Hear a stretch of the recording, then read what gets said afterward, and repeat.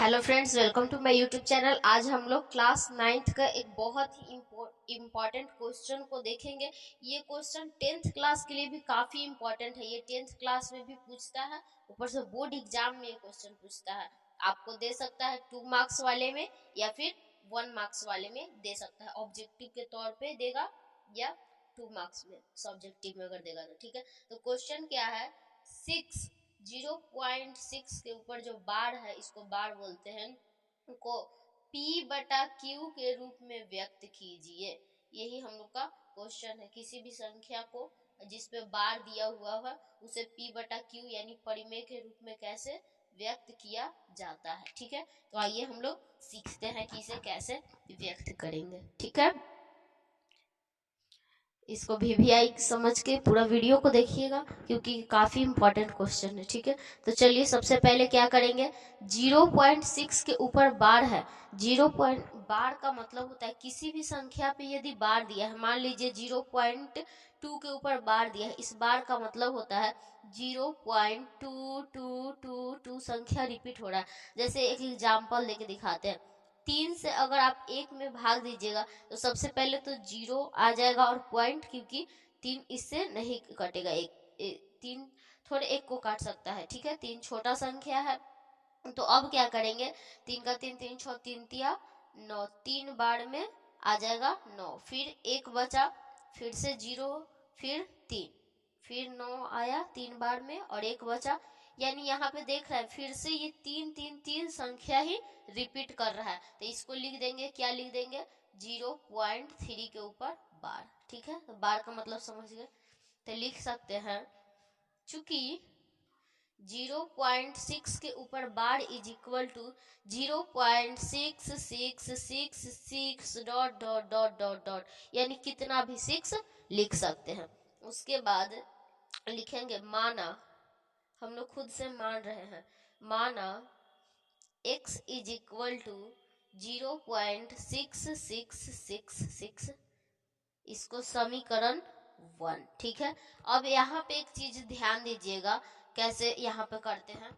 अगर ये देखिए, ये क्या है, 0.1, एक ही 0.6 के ऊपर बार, यानी एक ही संख्या के ऊपर बार है। ठीक है, अगर रहता 0.25 के ऊपर बार तो यानी 2525 को रिपीट कर रहा है। ठीक है, तो पॉइंट के बाद जितना अंक होता है ना, एक पे उतने अंक देकर उससे गुना कर देते हैं, इसमें गुना कर देंगे।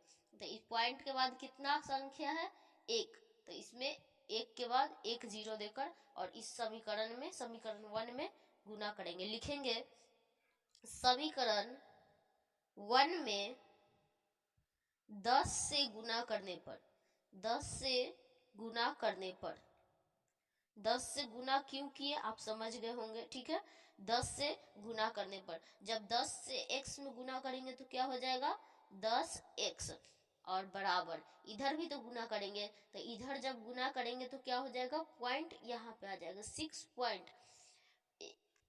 यहाँ पे देखिए, समझिए कैसे किए। मान लीजिए हम क्या कर रहे हैं, किसी संख्या में 0.1 है, तो इसमें 10 से जब गुना करेंगे तो क्या ये संख्या 1 हो जाएगा। वैसे ही ये क्या है, 0.666, तो इसमें जब गुना करेंगे 10 से तो ये संख्या 6.666 समथिंग हो जाएगा। ठीक है, तो ये 6.666 डॉट डॉट डॉट, इसको मान लेंगे समीकरण 2। ठीक है, अब क्या करेंगे, अब समीकरण 2 में से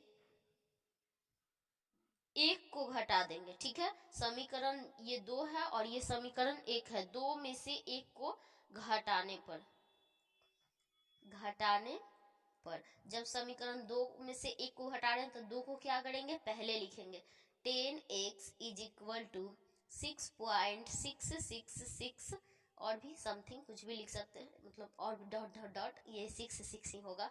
अब समीकरण 1 लिखेंगे, x इज इक्वल टू 0.666। ठीक है, घटाएंगे, माइनस का साइन देंगे। ठीक है, माइनस का साइन देंगे, 10x में से एक x चला जाएगा तो कितना बचेगा, 9x इज इक्वल टू है, तो इज इक्वल टू, यहाँ पे देखिए 6 में से 6 चला जाएगा, 6 में से 6, 6 में से 6 क्या बच गया, 0, और 6 में से 0 जाएगा तो कितना बचेगा, 6 ही बच जाएगा।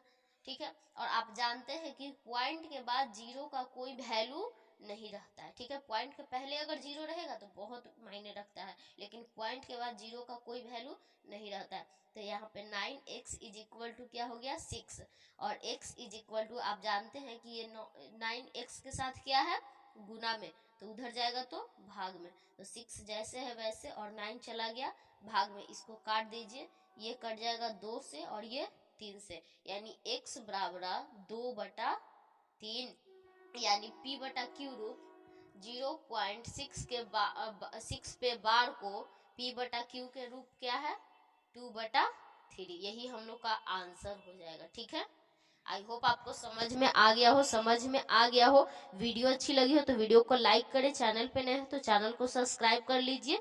मिलते हैं नेक्स्ट वीडियो में, धन्यवाद।